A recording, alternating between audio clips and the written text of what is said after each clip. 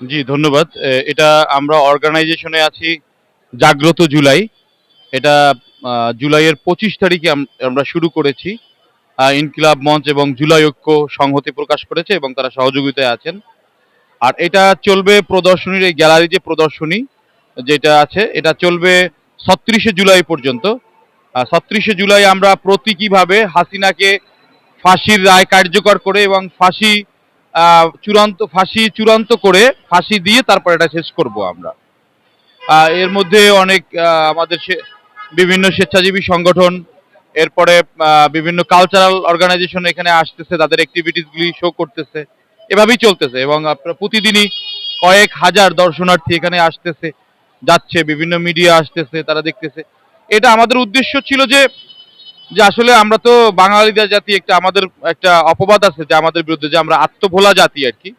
তো আমরা চেষ্টা করেছি খুব স্বল্প আকারে যে গেল ১৭টা বছরে হাসিনা আসলে কি ধরনের অ্যাক্টিভিটিসগুলি করেছে, আমাদের জাতির উপরে, বাংলাদেশিদের উপরে কি রকমের স্টিম রোলার চালিয়েছে, সেই চিত্রগুলি বিভিন্ন প্রপসের মাধ্যমে এবং ব্যানারের মাধ্যমে, বিভিন্ন চিত্রের মাধ্যমে আমরা ফুটিয়ে তোলার ব্যবস্থা করেছি আর কি, কিছুটা চেষ্টা করেছি।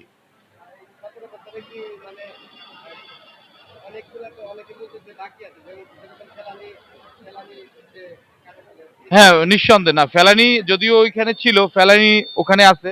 আপনি দেখবেন ফেলানির যে প্রপসটা ওখানে আছে, কাঁটাতারের ওখানে আছে। আহ, ফেলানিটাকে আমরা অ্যাড করেছি, অনেক কিছুই বাদ পড়েছে আসলে।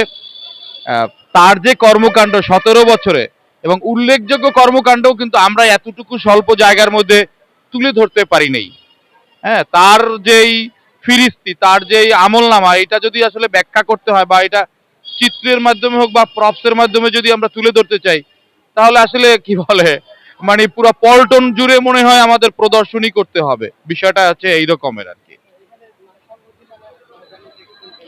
হ্যাঁ, জুলাই ঐক্য, জুলাই ঐক্য সংহতি জানিয়েছে এবং ইনকিলাব মঞ্চ আমাদের সাথে সংহতি জানিয়েছে। প্রতি বছর ইনশাল্লাহ আমরা চেষ্টা করব, প্রতি বছরই আমাদের ইচ্ছা আছে। এবং ঢাকায় তো এটা কি বলে, এক রকমের পাইলট প্রোগ্রাম হিসাবে আমরা শুরু করলাম। আহ, যদি এরকমের হয়, সুযোগ হয়, আমরা অগস্ট মাসে সারা বাংলাদেশে আমরা এটা করব, বিভাগীয় শহরগুলোতে, মিনিমাম বিভাগীয় শহরগুলোতে। এটা আমাদের উদ্যোগ আছে এবং চেষ্টা আছে। জি, তারা যদি মেসেজ নিতে চায় তাদের জন্য বিশাল মানে কি বলে, এখানে মেসেজ আছে। বাংলাদেশে আওয়ামী লীগ যেই ফ্যাসিস্ট হয়ে উঠেছে, যেভাবে ফ্যাসিস্ট হয়ে উঠেছে, সেই উপাদানগুলি আমরা চাচ্ছি না যে এক জায়গায় জড়ো হোক, একটা বিষয়। আর দ্বিতীয়ত হচ্ছে তারা তো এই ১৭ বছরে আস্তে আস্তে আস্তে আস্তে কনক্রিট হয়ে গেছে। কিন্তু এই মানে কি বলে, তার থেকে যেন অন্য কেউ শিক্ষা নেয় যে এইরকম যদি কেউ হতে চায়, সে তো ১৭ বছর সে অন্তত স্টে করছে।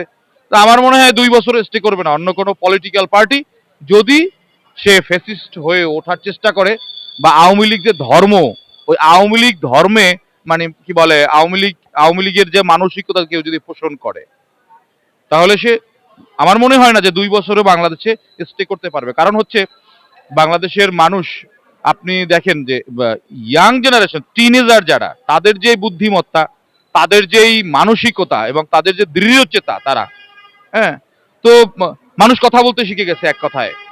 মানুষ সত্যকে সত্য বলতে পারে, সেটা চোখে আঙুল দিয়ে বলতে পারে এবং সবার সামনে বলতে পারে। এবং যেই দৃষ্টান্ত ৫ই অগস্ট স্থাপন করেছে বাংলাদেশের মানুষ, এক হচ্ছে এটা চরম বার্তা বাংলাদেশের যতগুলি পলিটিক্যাল পার্টি আছে। দ্বিতীয়ত হচ্ছে মানুষ কিন্তু এখন সংঘবদ্ধ হয়ে গেছে।